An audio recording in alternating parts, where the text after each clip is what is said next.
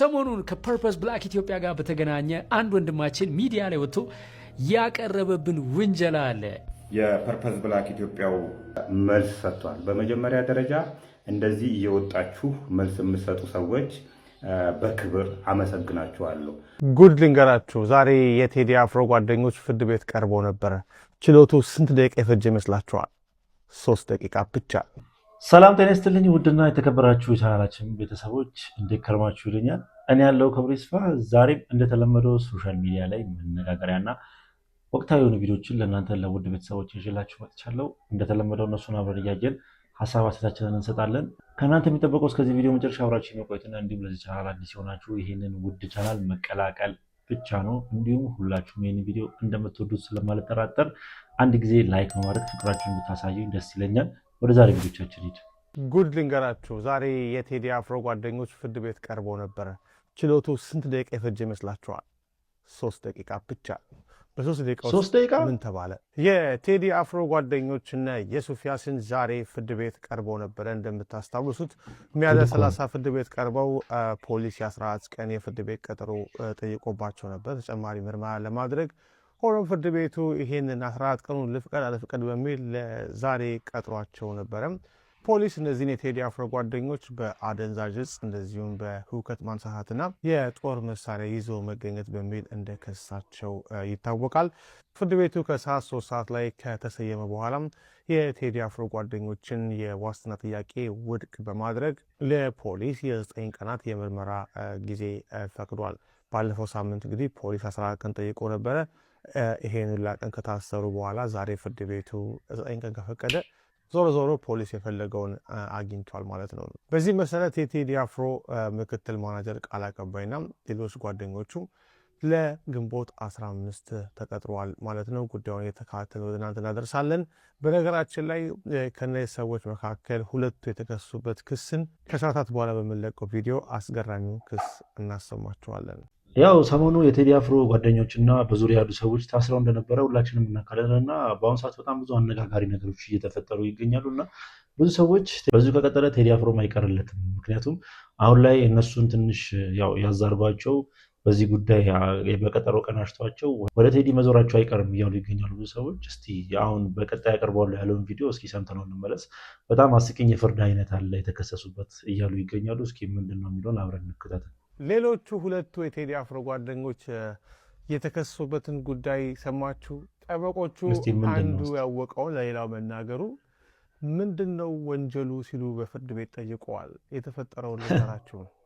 በአርቲስት ቴዲ አፍሮ ጓደኞች ላይ የተከፈተው የምርመራ መዝገብ እጅግ አሳሳቢና አስገራሚ የሕግ ክርክሮችን እያስተናገደ ይገኛል።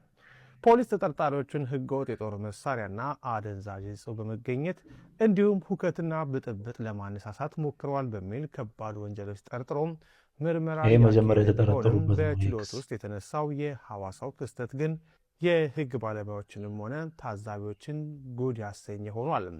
ባለፈው ሚያዝያ 30 ቀን በነበረው የችሎት ውለው መርማሪ ፖሊስ የተፈቀደለት የመጀመሪያው የ14 ቀናት የምርመራ ጊዜ ማለቁን ተከትለው ተጨማሪ 14 ቀናት እንዲሰጠው ፍርድ ቤቱን ጠይቆ እንደነበር በወቅቱ በዛሀበሻ ዘግበናል። ትናንትና ደግሞ 9 ቀን ተፈቅዶለታል። በዚህ ወቅት የተጠርጣሪ ጠበቆች ያነሱት መቃወሚያ የጉዳዩን አሳሳቢነትና ህጋዊነት በእጅጉ ጥያቄ ውስጥ የሚከት ነው። እንደ ጠበቆቹ ገለጻ ፖሊስ ደንበኞቻቸው የጠረጠረበትና ቃል የተቀበለበት አንደኛው ምክንያት በሐዋሳ ከተማ ከተፈጠረ ክስተት ጋር የተያያዘ ነው። ሁለቱ ተከሳሾች ወደ ሐዋሳ አቅንተው በነበረበት ወቅት የቴዲ አፍሮ ሙዚቃ ለማዳመጥ አስበው በነበሩበት ዝግጅት ወይም ቦታው ላይ እንዳይከፈት በመከልከሉ ምክንያት ሙዚቃውን ሳይሰሙ ይቀራሉ። ይህንን ያወቀው አንደኛው ተከሳሽ የተፈጠረ ሁኔታ ለሌላኛው ይነግረዋል። የጠበቆቹ አስገራሚ የህግ ሙግት የሚያጠነጥነውም እዚህ ላይ ነው። አንድ ሰው ያወቀው መረጃ ለሌላ ማካፈሉና መንገሩ ከመቼ ወዲህ ነው በህግ የሚያስጠይቅ ወንጀል የሆነው ሲሉም ጠበቃው ሞግቷል። መረጃ መለወጥ ወይም ስለተፈጠረ ክስተት ማውራት በህግ አግባብ እንደ ወንጀል ተቆጥሮ ሰዎችን ለእስርና ለምርመራ የሚዳርግ ከሆነ የዜጎች ሀሳብን የመግለጽ መሰረታዊ መብት አደጋ ላይ መውደቁን በክርክራቸው አንስተው ተከራክረዋል። ይህን የጠበቆች ጠንካራ መቃወሚያና የዋስትና ጥያቄ እንዲሁም የፖሊስን ተጨማሪ የምርመራ ጊዜ ጥያቄ መርምረው ብይን ለመስጠት ፍርድ ቤቱም ለትላንት ቀጠሮ ሰጥቶ ተጨማሪ 9 ቀን መፈቀዱ ይታወቃል። ይሁን እንጂ የጠበቆቹ የክርክርና መረጃ መለዋወጥ ወንጀል አይደለም የሚለው ኃይለኛ አመክንዮ ፍርድ ቤቱን ሊያሳምነው አልቻለም። ችሎቱ የተከሳሾችን የዋስትና ጥያቄ ሙሉ በሙሉ ውድቅ በማድረግ መርማሪ ፖሊስ የጠየቀውን ተጨማሪ የምርመራ ጊዜ መቀበሉን ዘግበናል። ይህ ውሳኔ በሕግ አግባብ አንድን ክስተት ለሌላ ሰው ማውራት ብቻውን ለወንጀል ጥርጣሬ በቂ መነሻ ሊሆን ይችላል የሚለውን አሳሳቢ ሕግ ጥያቄ በተመልካች አእምሮ ውስጥ አጭሮ አልፏል። እናንተስ ምን ታስባላችሁ? እንግዲህ በጣም የሚያስቅ የክስ ሁኔታ ነው። እንግዲህ ጓደኛው ለምን መረጃ ለአንደኛው ጓደኛው ሰጠ በማለት ነው እንግዲህ ክስ የተመሰረተበት እና የጠበቃዎቻቸውም ተከራክረዋሉ። ከመጀመሩ ነው ለሰው መረጃ ማካፈል ክስ የሚያስመሰርተው እያሉ እኔም ሰምቼ አላውቅም። እስኪ ሰምታችሁ የምታውቁ ካላችሁ ኮሜንት ሴክሽን ላይ ያስቀምጡልኝ። ለሰው መረጃ ማጋራት ለምሳሌ አንድ ነገር ተከልክሏል ብለን መረጃን ለሰው ማጋራት እኔ ያስቀጣል ብዬ አላስብም። እስኪ ምናልባት ህጉ ሌላ ነገር ይሆናል የሚለው እኔ ስለማላውቅ ነው። እስኪ የምታውቁ ካላችሁ ሀሳባችሁን ኮሜንት ሴክሽን ላይ አስቀምጡልኝ። ከ3 ዓመት በፊት ፊልም ልሰራ ነው ብር አዋጡልኝ ሲል ይሄ ነው ወንድሙ። አሁን ገጽታው በጣም የሚያሳዝነው በነገራችን እና ለምን ስክሪፕት ተቀብሎ አይሰራም ብለው ሀሳቡን ያልተቀበሉት ነበሩ። ሀሳቡን የደገፉት ሰዎች ደግሞ የቻሉትን አዋተውለት 3,400,000 ብር ተሰበሰበ። ገጸ ባህሪውን በተክለ ቁመና ለመምሰል በ30 ሰዓት አንዴ እየተመገበ ወደ 40 ኪሎ ቀነሰ። በ30 ሰዓት አንድ ጊዜ መመገብ ማለት ከባድ። ወዳጆቹም ጨምረውለት ስራውን በ7 ሚሊዮን ብር ጨረሰ። ቀረጻው አልቋል። ኤዲቲንጉም ከስር ከስር እየተሰራ ስለነበር በቅርብ ሁሉም ነገር አልቆ ብዙ የለፋንበት የተሰቃየንበት ጽናታችን የተፈተነበት ፈረጃ እውን ሆኖ እንደ እግዚአብሔር ፍቃድ ለእይታ ይበቃል ብሏል። ኤኒ ያልተሞከረውን የማይቻል የሚመስለውን አንተ ችለህ ስላሳየክ ሌሎችም ምሳሌ ስለሆንክ አክባሪህ ነኝ። እንኳን እግዚአብሔር ረዳህ። እንግዲህ የሄኖክ ወንድሙ ሰሞናዊ ገጽታው በጣም ብዙዎችን ያሳዘነና ያነጋገረ ተግባር ሆኗል። ያው ምክንያቱም ለሙያው ሲል ያደረገውን ነገር በሁላችንም ዘንድ የማይረሳን ነገር ፈጥሮብናል ብዬ ነው የማስበው። ምክንያቱም ምንድነው ብዙ አርቲስቶች ያው ሰሞኑን በአንዳንድ ነገር ባላስፈላጊ ነገር ውስጥ ራሳቸውን እየከተቱ ስማቸውን እያጠፉ ይገኛሉ።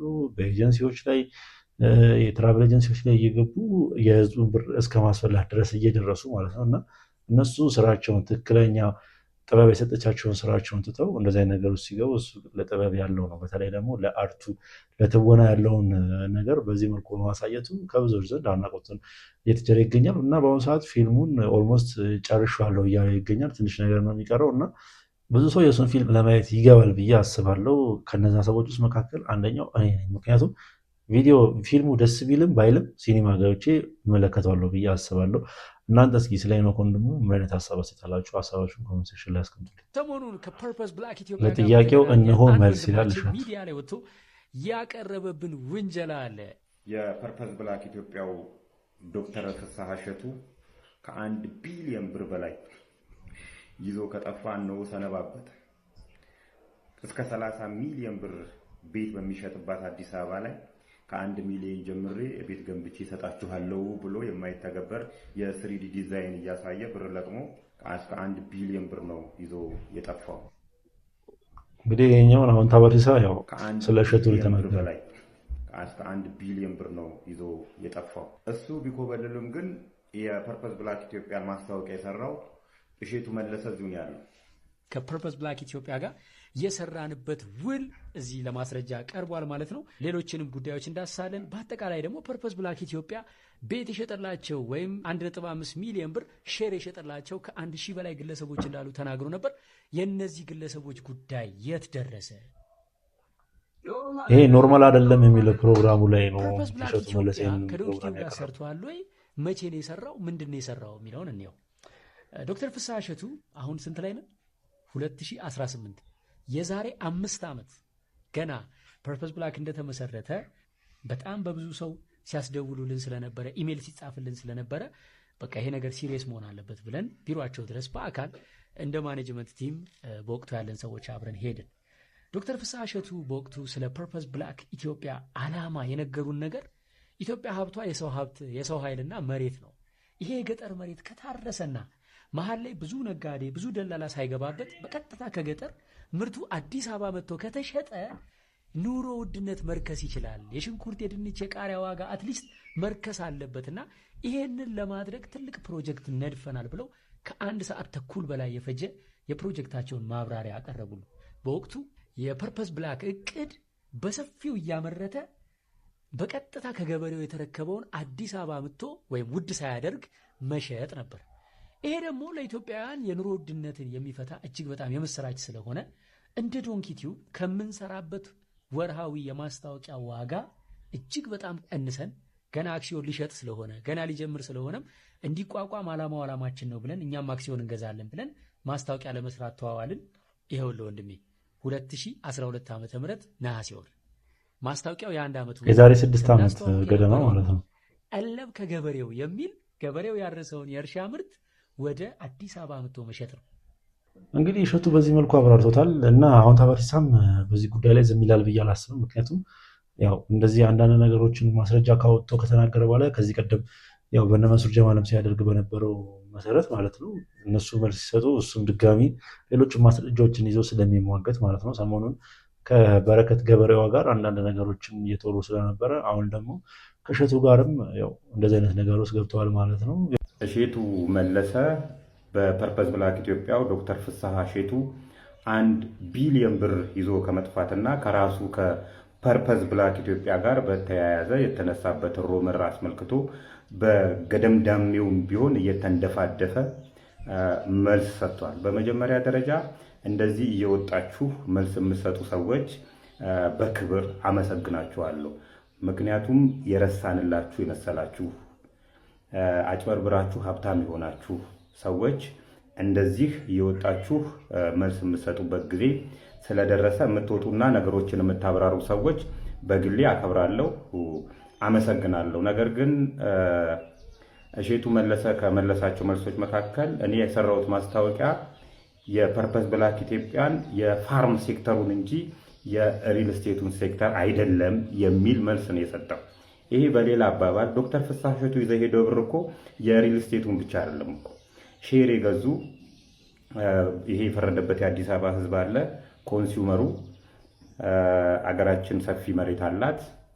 ስለዚህ እዚህ መሬት ላይ የተለያዩ ኮንሱም የሚደረጉ ነገሮችን ቲማቲም፣ ሽንኩርት ምናምን እናመርታለን የሚሉ አንዲት ቀን ማረሻ በእጃቸው ይዞ የማያውቁ እጃቸው የሚለሰልስ ሰዎች ይመጡና የግብርና ባለሙያ ይሆናሉ። የተመረቁበትም የግብርና ስራ አይደለም፣ ግብርናን ጭራሽ የማያውቁ ሰዎች ይመጡና ሽንኩርት እናመርታለን፣ በርበሬ እናመርታለን እያሉ ሼር እንድንገዙ። ይሄ አንዱ ዶክተር ፍስሐ እሸቱ ነው። እንግዲህ በዚህም ኑና ሼር ግዙ አዲስ አበባ ላይ በርካሽ ዋጋ ከገጠር አስመጥተን ምናምን ብሎ ተንተባትቦ ህዝብ በልቶ፣ በተጨማሪም ደግሞ ሌላ የሪል ስቴት የመኖሪያ ቤት ችግር ስላለ ደግሞ 1.5 ሚሊዮን ብር ምንም መሬት ባይኖሩ ሜክሲኮ ላይ ፒያሳ ላይ መሀል ፒያሳ ላይ ቦታ እንኳን ሳይኖር ቤት ሰርቼ እሰጣችኋለሁና አምጡ እያለ ተቀብሎ ነው እጥብ አድርጎ አሜሪካ የገባው። አሜሪካ ከገባ በኋላ የመንግስት ሰዎች ሊያሰሩኝ ስላልቻሉ ኧረ እባክህ ተው እንጂ ዋቴቨር ኤኒዌይ ዶክተር ፍስሐ እሸቱ ይዘው የጠፉት 1 ቢሊዮን ብር የሪል ስቴቱን ብቻ አይደለም ከግብርና ሴክተሩም ላይ ነው ይዘው የጠፉትና እቺንም አስብባት። አንዳንድ ዜናዎች ያስቁኛል። በጣም አደገኛ ሆኖ ሳለ በእንኳን ደስ ያላችሁ ይሄን አሳካን በሚል ቃና ሲቀርቡ በጣም ያስቁኛል። ኢትዮጵያ ጉምሩክ ባለስልጣን እንዲህ የሚል ዜና ወጣ። 600 ቢሊዮን በ10 ወራት ውስጥ ሰበሰብኩ። ካለፈው ዓመት በ257 ቢሊዮን ከፍ ያለ ኦሬዲ ለጥፍ የቀረበ ከፍ ያለ ሰበሰብኩ ይላል። ኮፒ ሊንክ ሼር እያደረጋችሁ በደንብ ይሄ ዜና ማለት በጣም አደገኛ ነው። ምን ማለት መሰላችሁ? ለምሳሌ ይህንን ብር የሆነ ቡና ሽጠን ቆዳ ሌጦ ምናምን ኤክስፖርት አድርገን ያገኘነው ብር ቢሆን አው እንኳን ደስ ያላችሁ ያስብላል። ይሄ ግን ከውጪ የሆኑ ሸቀጦች ኢትዮጵያውያን ባለሀብቶች ነጋዴዎች ሲገዙ ጉምሩክ እነሱ ላይ ቀረጥ እየጣለ የሰበሰበው ገንዘብ ነው። ያ ማለት ባለሀብቶቹ ጉምሩክ ከነሱ የሰበሰበውን ገንዘብ እየቆራረጡ ከኛ ይሰበስባሉ። ከዜጎች ላይ በተዘዋዋሪ ይህንን ገንዘብ ምን ከፍለው እኛ ነን። አሁን ነጋዴዎቹ ከፍለዋል አይደል? ባለሀብቶቹ ከፍለው የለ። ከዚያ እኛ ደግሞ ለነጋዴዎቹ እንከፍላ እኛ ላይ ይቆልሉታል ማለት ነው። በዚህ ምክንያት የዋጋ ግሽበት ይሄ የኑሮ ውድነቱ ይንራል፣ የዋጋ ግሽበት ይንራል። ይሄ እንደ ቆንጆ ስኬት ምናምን ተደርጎ ሲቀርብ ደስ አይል። እኔ ከገለጽኩላችሁ በላይ አብዱል ቃድር የሚባል ሰው ፌስቡክ ላይ የጻፈውን ጽሁፍ ከታች አስቀምጬላችኋለሁ። በደንብ ከኔ በላይ ይገልጸዋል። እና ምን ያናድደኛል መሰላችሁ? የተሰራው ስራ አደገኛ ሆኖ ሳለ እንደ ቆንጆ ዜና ሲቀርብ ግን ሰሞኑን የመንግስት ድርጅቶች አተረፍን እያሉ የሚመጡት ብር ከህብረተሰቡ እንደሚሰበሰብ እየዘነጉት ይመስለኛል። ጉምሩክ ኮሚሽን ያወጣው መግለጫ ብዙዎችን ያስደነገጠና ብዙዎችን ያስተዛዘበ መረጃ ሆኖ ተገኝቷል። 600 ቢሊዮን ብር ነው እንግዲህ አተረፍን እያሉ የሚገኙት። ከዚህ ቀደም በነበረው በእጥፍ በሆነ መንገድ ነው አተረፍን የሚሉት። ያው እጥፍ ሊሆን ትንሽ ነው የሚቀረው፣ ወደ 3 ቢሊዮን 4 ቢሊዮን የሚቀረው ብር ነው አተረፍን እያሉ የሚገኙት። እና ጉምሩክ ሲጀምር ከህብረተሰቡ የሚሰበስበውን ብር ነው፣ ከነጋዴዎች የሚሰበስበውን ብር ነጋዴ ደግሞ መጥቶ ህብረተሰቡ ላይ ነው የሚጨምረው። ምንም ጥያቄ የለውም። እሱ ነጋዴ እንደዚህ ውላ ብር ተቀረጠብኝ ብሎ ከስሮ ስለማይሸጥ ማለት ነው። እና መንግስት ድርጅቶች አንዳንዴ የመንግስት መስሪያ ቤት የመንግስትም በመንግስት ስር እንዳሉ ይረሱታል መሰለኝ። እንደዚህ አተረፍን የሚሉት ብር ኤክስፖርት አድርገው ያገኙት ምናምን ያክል ነው የሚመስለው። የወጣት ተገኝን ሞት እንግዲህ ሁላችንም የምናስታውሰው ነው። በጸጥታ ኃይል በ4 ጥይት ተደብድቦ ባለፈው ሳምንት የተገደለው። ዛሬ እንግዲህ የአዲስ አበባ ከተማ አስተዳደር ለዚህ ወጣት ቤተሰቦች የመኖሪያ ቤትና እንዲሁም የመስሪያ ቦታ ርክክብ አድርጓል። ፕላስ ደግሞ ከቤተሰቦቹ ጋር በመገኘት የፖሊስ አባላትም የአስተዳደር ክፍል ኃላፊዎችም የማጽናናት ስራ ሰርተዋል የሚል ዘገባ እንግዲህ ዛሬ አየው። የተደረገው ነገር የተሰጠው ድጋፍ ሁሉም ነገር ጥሩ እንዳለ ሆኖ ግን በዋናነት ሁሉም ሰው የሚፈልገው ፍትህ ነው። ልጁን ተኩሶ የገደለው የፖሊስ አባል የት ነው? በምን ሁኔታ ላይ ነው ያለው? የፍርድ ሂደቱስ እንዴት ነው የሚለውን ነገር ሁሉም ሰው ማወቅ ይፈልጋል። ፕላስ ደግሞ በመጨረሻ መናገር የምፈልገው አንድ ነገር ምንድን ነው? ጌጡ ተመስገን ነው ይህንን ዘገባ ቀድሞ ይዞ የወጣው። ግን ባለፈው ሳምንት ልጁ በፖሊስ አባል እንደተገደለ እና ከሱ ጋር ተያይዞ ያሉትን አንዳንድ ነገሮች ምንም አይነት ዘገባ ባለፈው ሳምንት ይዞ አልወጣም ነበር። መንግስትን የሚያስደስቱ ነገሮች ሲሆኑ ቀድሞ የሚገኘውና የሚዘግበው እሱ ነው። መንግስትን የማያስደስቱ ነገሮች ከሆኑ ግን ከኋላ የሚሰለፍ አይነት ጋዜጠኛ ነው አቶ ጌጡ ተመስገን። እዚህ ላይ ብትስተካከልና ሚዛናዊ ሆነ ለሁሉም እኩል ብትሰራ የተሻለ ነው እላለሁ። ፍትህ እስከሚሰፍን ድረስ ግን ያረጋችሁት ማጽናናትም የሰጣችሁት መስሪያ ቦታም የሰጣችሁት የመኖሪያ ቤትም ዋጋ የለውም። ለልጁ ነፍስ ዋጋ ያለው ፍትህ ሲሰፍን ብቻ ነው። ይህ የፖሊስ አባል ተገቢውን ቅጣት ሲቀጣ ያኔ ነፍሱም ረፍት ታገኛለች፣ ፍትህም ይሰፍናል። ህዝቡም በፖሊስ አባላት ላይ ያለው ጥርጣሬ ይቀረፋል ማለት ነው። ቅድሚያ ሰሞኑን ሽሮ ሜዳ በጣም ተቀውጣ ነበር፣ ያው በዚህ ልጅ ሞት ማለት ነው። እና አሁን ላይ ለዚህ ልጅ የካሳ ብር በማለት ቤትና ለሴትዮዋ ለስራ የሚሆን ለእናቱ አንዳንድ ነገሮችን ተሰጥቷታል። እና ይህ ነገር ተገቢ ነው ብላችሁ ታስባላችሁ? ሰው ሞቶ ወይ ደግሞ አንድ ሰው ከቤታችሁ ሞቶባችሁ በሰው በፖሊስ አባል ተገሎ ያውም አግባብ በሌለው መልኩ ተገሎ እንደዚህ አይነት የካሳ ብር ይሰጣችሁ ብትባሉ ቤት እንደዚህ ይሰጣችሁ ብትባሉ እናንተ ብትሆኑ ትስማማላችሁ?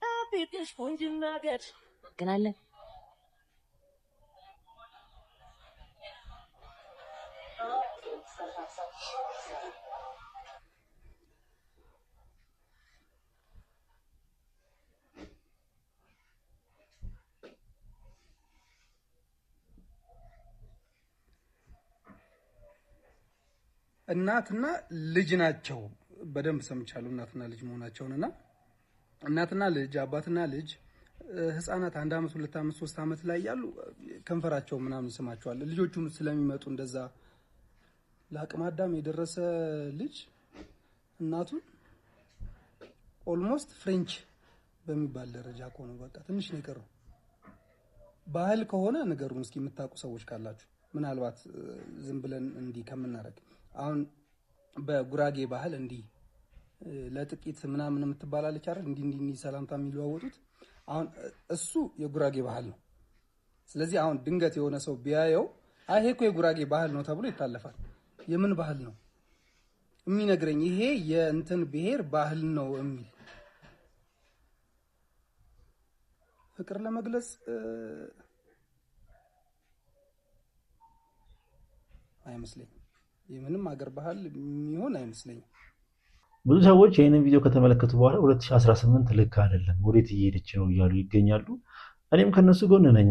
ሰሞኑ የሚፈጠሩት ነገሮች በጣም ነው የሚያስቁት። ምናልባት ባህል ሊሆን ይችላል ባሉበት አካባቢ ወይ ደግሞ ባሉበት ብሔር ብሔረሰብ ብቻ የሆነ ባህል ሊሆን ይችላል። ግን እኔ በጣም ነው የገረመኝ ይሄኛውን ነገር ሳየው። እናት ናት፣ የእናት ዘፈን ነው ከኋላ የሚሰማው። ለእናትየው የሆነ ነገር የእናቶች ቀን እየተከበረ ነገር ነው መሰለኝ እና ከንፈሯን እሷም ከሴትዮዋም እናትየውም ከንፈሯን ስትስመው በጣም ነበር የደነገጥኩት። እናንተ እስኪ መጀመሪያ ይህንን ቪዲዮ ስትሰሙት ወይ ደግሞ ስታዩት ምን ተሰማችሁ? ትልቅ ሆቴል ላይ መታ አንተም አትዋረድ እኛንም አታዋርደን፣ የሰው ሽያጭም ዝቅ አታርጉ እናንተ።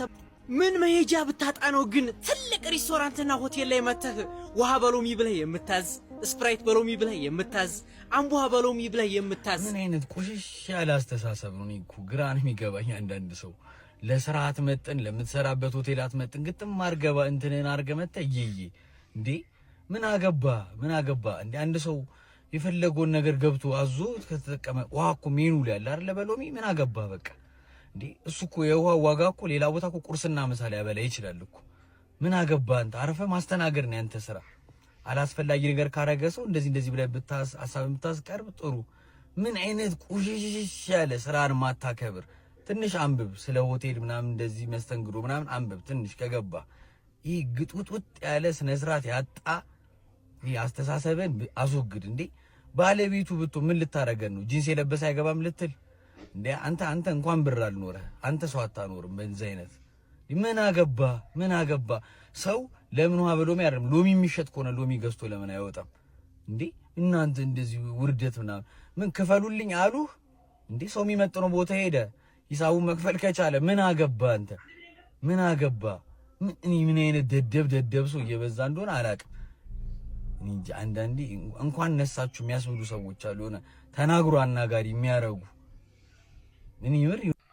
እንግዲህ ይህ አስተናጋጅ በአንድ ያው ትልቅ ሆቴል ውስጥ ነው የሚያስተናግደውና እንደዚህ እየገባችሁ ውሃ በሎሚ ምናምን የምታዙ ሰዎች ምናምን እያለ እነሱን ጭራሽ እየተቸ ነው። እንግዲህ አስተናጋጅ ሲጀመር ለከስተመሩ ጥሩ ሰርቪስ ነው መስጠት ያለበት ብዬ ነው የማስበው። ማንኛውም ሰው ምንም መጥቶ መስተናገድ ይችላል ባይነኝ እንደኔ። ሲቀጥል ይህንን ቪዲዮ ከተመለከቱ ባለቤቶቹ እርምጃ ይወስዱበታል ብዬ ነው የማስበው። ምክንያቱም የሆቴሉን ወይ ደግሞ የድርጅቱን ስም የሚያጠለሽ ተግባር ስለሆነ ማለት ነው።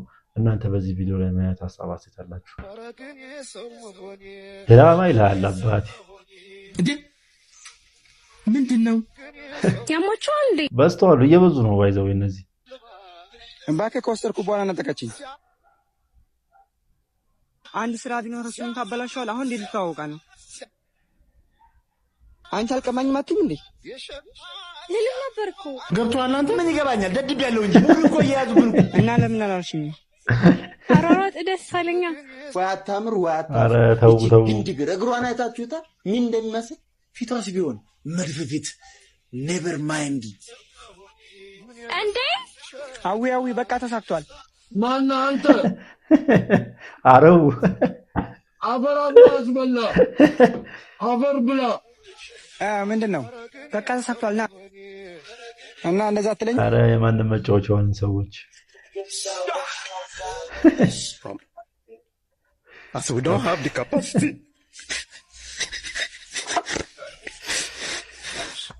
መቀለጃ ሆነ ወገን። በቃ እንጂ ስልክሽን ሂዶ ደዛ ያስለቅሳል። ናና አስረቀኛ አንድ ነገር ንገሯል። እስካሁን አከበርኩ መደለት አለበት።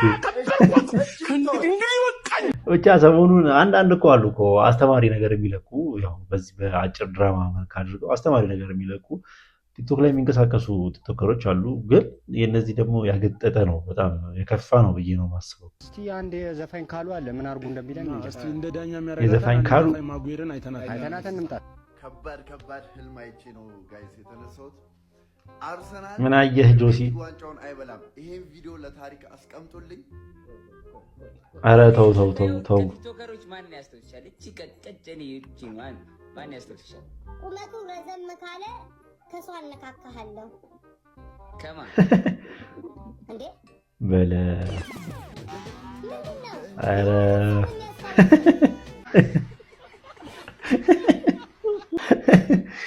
ይሄ ከባድ ነው። ብቻ እኔ ጆሲ ካንተ ጋር ምንም ነገር የለብኝም።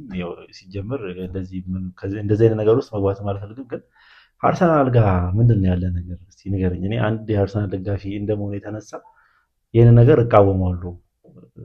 መነጋገር ያለመሆን ፈልጎ ሊሆን ይችላል፣ ግን ይህ ነገር ልክ ነው ብዬ አላስብም። እስኪ አርሰናል ፋኖች ይህ ነገር ልክ ነው ብላችሁ ታስባላችሁ?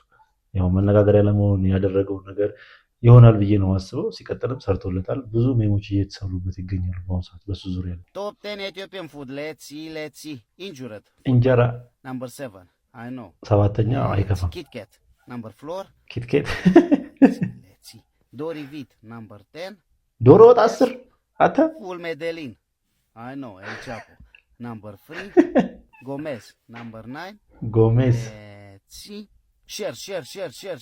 ሼር number 8 yes let's see chikalakachikicha number 1 chikalakachikicha አልጨት ተው tofifi number 6 let's see Mississippi Vati number 5 and number 2 is Sparrows of course ማን ነገረው? ቆይ በእርግጥ እያነበበም መስራት ይችላል ይሄ ሰውዬ። በኳስ ኮንተንት ነው ብዙ ጊዜ የሚታወቀው የኳስ ተጫዋቾችን ስም በመጥራት እና ግን ዶሮ ወጥን 10ኛ አይከብድም። ጎስት ነው ምናምን የምትባለው ቲክቶክ someone say before ውስጥ የምትፈልገኝ ከሆነ becomes ፈጢራ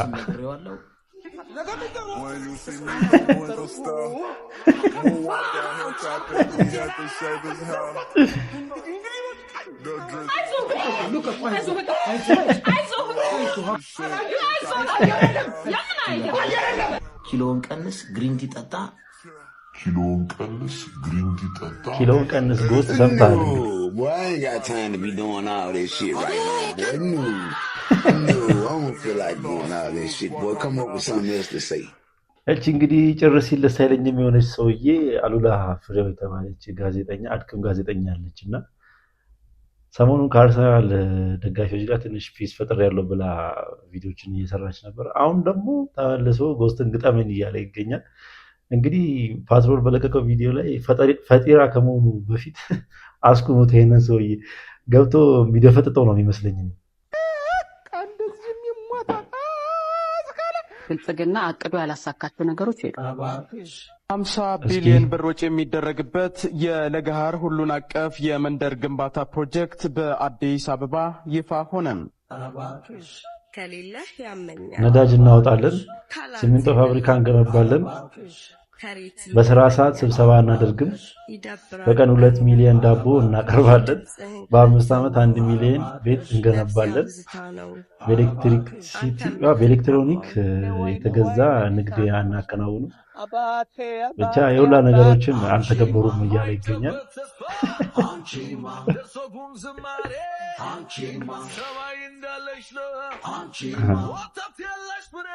ብቻ ኢዜማ ዘንድሮ ቲክቶክ ክሬቲቭ አዋርድ ላይ በሜም ካታጎሪ አንደኛ ይወጣሉ ብዬ ነው የማስበው።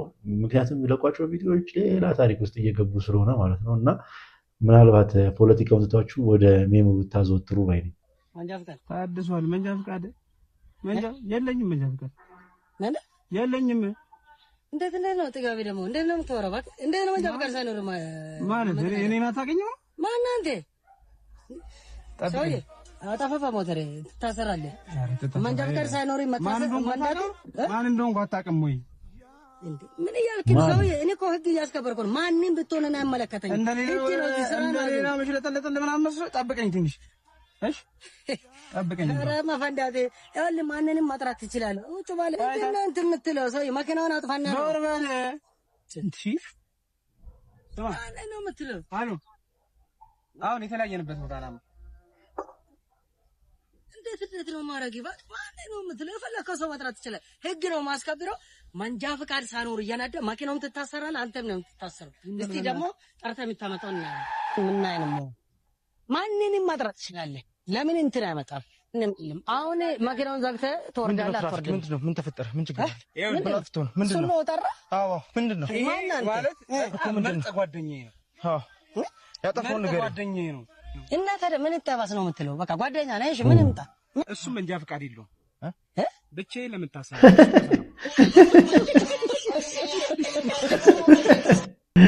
የጓደኝነት ጥግ ይሉታል። ይሄ ነው እንዴ? እኔ ደግሞ ምን ይታወስ ታዲያ ሲለው ራሱ ግራ ገብቶኝ ነበረ። ገባችሁ?